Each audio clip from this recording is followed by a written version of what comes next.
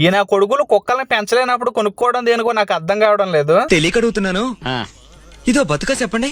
ఈ రోజు సాయంత్రం నేను నా ఫ్రెండ్ ఇద్దరం కలిసి బయట కూర్చున్నాము. ఏంటి అసలు నీ దినచర్య ఏంటి రోజు?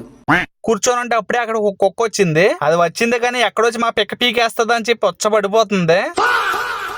కొంతసేపు అలానే ఉన్న తర్వాత పక్కనే ట్యాప్ వాటర్ అట్లా కారుతూ ఉంటే అక్కడికి వెళ్ళి కొంచెం వాటర్ తాగుతుంది. అసలే వేసవకాలం కదా, వాటికి నీళ్లు దొరకడం కూడా కష్టం. పాపం దాహంగా ఉందేమో అని చెప్పి పక్కన ఏదో స్పాంజ్ బాక్స్ ఉంటే దానికి అడిగి నీళ్లు పెట్టాము.